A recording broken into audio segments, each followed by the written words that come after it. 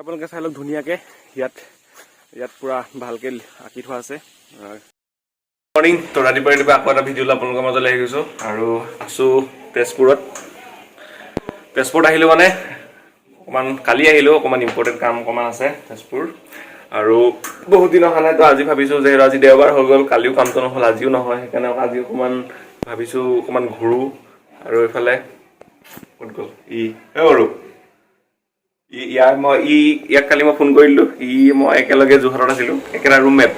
তো আছে যেতিয়া একো টেনশ্যন নাই, সেইকাৰণে তো এতিয়া ভালকৈ ঘূৰিম ধুনীয়াকৈ। আৰু বহুত দিনৰ পৰা ভিডিঅ' দিব পৰা নাছিলোঁ, সেইকাৰণে তো আজি আপোনালোকক ভালকৈ দেখুৱাম। আৰু একবাৰ আপোনালোকে হোটেলৰ ৰুমটো চাই লওক কি অৱস্থা হৈ আছে। কালি খানা পুৰা, এইফালে আমাৰ বেগ আৰু এখন বিচনা, টিভি আৰু এইটো বাথৰুম। আপোনালোকে দেখিছে বাথৰুম পুৰা চফা পৰিষ্কাৰ হৈ আছে। আজি আমি চাম অগ্নিগড়। মই অগ্নিগড়লৈ বহুত দিন আগতে ক্লাছ 9 মানতে আহিছিলোঁ, কিন্তু আৰু এতিয়া আজি আহিছোঁ যেতিয়া চাই যাম ভালকৈ ধুনীয়াকৈ। তো আপোনালোককো দেখুৱাম আৰু তাৰ গোটেই হিষ্ট্ৰীটোৰ বিষয়ে ক'ম। তো ভিডিঅ'টো দীঘল যদিও হয় আপোনালোকে কাট নকৰাকৈ ধুনীয়াকৈ চাই থাকিব। বাৰু আজি ক'ত যাম? আজি ষ্টাৰ্টিং অগ্নিগড় যাম আৰু তাৰপিছত পাহাৰ এখন যাম, গোটেই তেজপুৰৰ ভিউ দেখা পাবা। লাহে লাহে এনেকৈ আমি চাইডতে ফুৰি থাকিম আৰু। তো সেইটোৱে, তো গোটেইখিনি প্লেন কৰি দিলে। তো লোকেল মানুহ, তো ইয়াৰ মতে মই চলিব লাগিব। যি প্লেন কৰে সেইমতে যাম। আমি হোটেলৰ পৰা এতিয়া চেক আউট কৰি ওলাই মেলি আহিলোঁ। তো তেলাৰ বহুত ধুনীয়া ক্লিন মানে হেৰি, আৰু এইফালে ধুনীয়া পাৰ্কিঙৰ গাড়ী পাৰ্কিঙৰ বহুত ধুনীয়া ব্যৱস্থা আছে। তো আপোনালোক আহিব ইয়ালৈ যদি আহে। নামটো হৈছে হোটেল এন চি বুলি ক'লে একদম মেইন ৰোডতে HTC ওচৰতে আছে হোটেল এন চি। ইয়াৰ ওপৰত কণ্টেক্ট নাম্বাৰটো আপোনালোক যোন আহিব পৰা আহিব। বাপৰে বহুত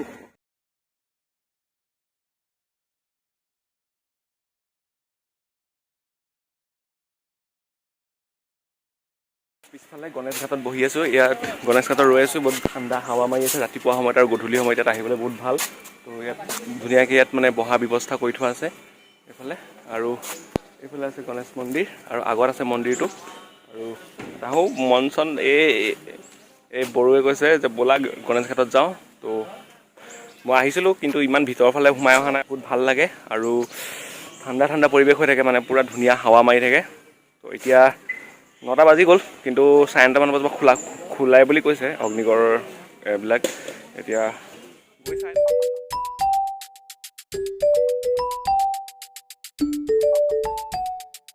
নেকি ন?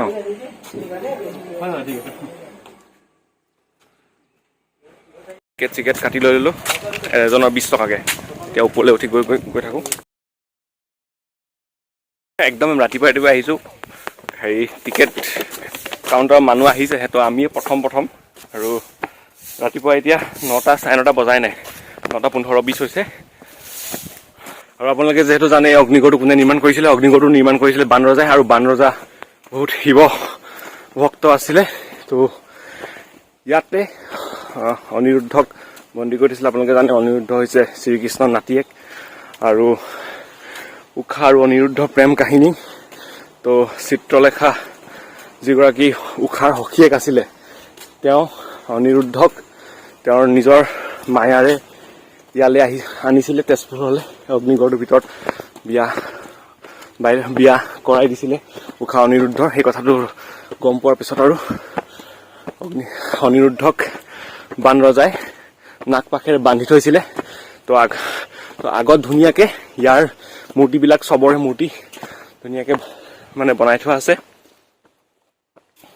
অগ্নিগড়ত হৰিহৰৰ যুদ্ধ হৈছিলে। হৰিহৰ যুদ্ধ, যিটো ভগৱান শ্ৰীকৃষ্ণ আৰু ভগৱান শিৱৰ মাজত যুদ্ধ হৈছিলে, আৰু সম্পূৰ্ণ তেজেৰে ৰাঙলী হৈ গৈছিলে। তো এতিয়া ইমানখিনি কথা মই জানো, মোৰ যিমানটোলৈকে মনত আছে। আৰু আপোনালোকে এইবিলাকৰ বিষয়ে বুৰঞ্জীত ধুনীয়াকৈ ভালকৈ পঢ়িবলৈ পাব। ইয়াৰ কাহিনী নেটত চাব, মানে নেটত গম পাব। তো চব ভালকৈ আপোনালোকে নিজে পঢ়ি ল'ব ধুনীয়াকৈ। আৰু এতিয়া ওপৰলৈ গৈ থাকোঁ লাহে লাহে। ঊষা আৰু চিত্ৰলেখা চিত্ৰলেখাই অনিৰুদ্ধৰ ছবি অংকন কৰি থকা অৱস্থাত উষাই যিহেতু অনিৰুদ্ধক সপোনত দেখিছিল, সপোনৰ বৰ্ণনা কৰি অনিৰুদ্ধৰ ছবি অংকন কৰিছে। আৰু এতিয়া নামি গৈ থাকোঁ তললৈ।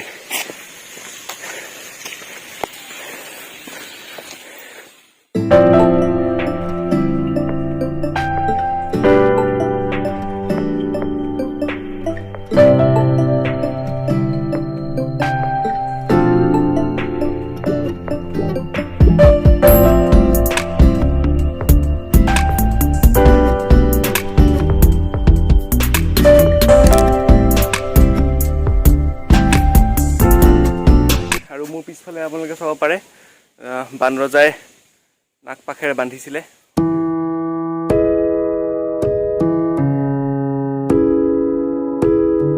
মেইন কথা, চিত্ৰলেখাই যে অনিৰুদ্ধক আনিছিলে, তো কেনেকৈ আনিছিলে, মায়াৰ জোৰত, কি কাৰণে, তো এইফালে চাই লওক। শুই থকা অৱস্থাত মায়াৰ জোৰত লৈ আহিছিল চিত্ৰলেখা অনিৰুদ্ধ হৰণ, আৰু ইয়াত ধুনীয়াকৈ বনাই থোৱা আছে। অগ্নিগড়ৰ পৰা ওলাই মেলি গৈ আছোঁ নেক্সট। তো সেইটোৱে আছিলে আজি অগ্নিগড়। তো আপোনালোকে কাহিনী চাহিনী ভালকৈ গম পালে, মই কৈ দিলোঁ। আৰু এইফালে আমাৰ বড়ো আছে, মেৰি মানুহটো ওলাই, কিন্তু ই ইমান কথা কৈ থাকিবলৈ লাজ কৰে। বড়ো কিবা এটা কৈ দিয়া। কি ক'ম আৰু, এতিয়া যাওঁ আমি চিত্ৰলেখা পাৰ্ক যাওঁ।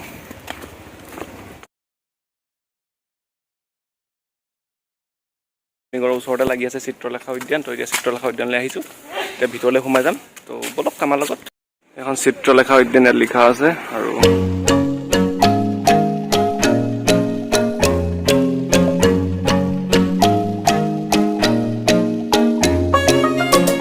তেনেকৈ চাবলৈ মানে একো নাই, এনেকৈ ধুনীয়া এটা পৰিৱেশ, ভালকৈ আহিব পাৰিব। অকণমান দি বহি লওঁ, মানুহো খালী উদ্যানত, আৰু কোনো নাইও লগত। অকণমান ভিউটোকে চাই লওক আপোনালোকে।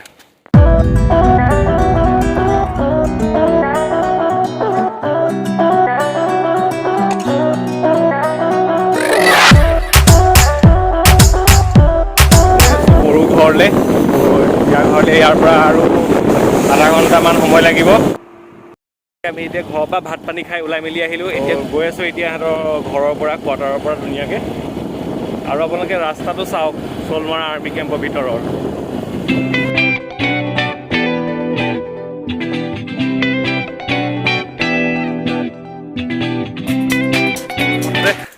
বৰষুণটো দি দিছিলে, ক'লা মলা কৈ আছিলে। ঘৰৰ পৰা যেতিয়া ওলাইছিলোঁ তেতিয়া বতৰটো পাতলীয়া, মানে অকণমান ডাৱৰীয়া কৰিছিলে, যদি বৰষুণ নিদিব বুলি ভাবিছিলোঁ, কিন্তু বৰষুণটো দি দিলে।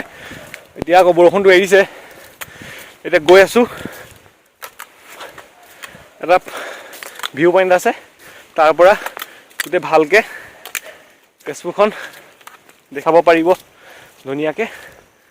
এতিয়া পাহাৰৰ ওপৰে ওপৰে উঠি গৈ আছোঁ, আৰু অকণমান দি উঠিব লাগিব।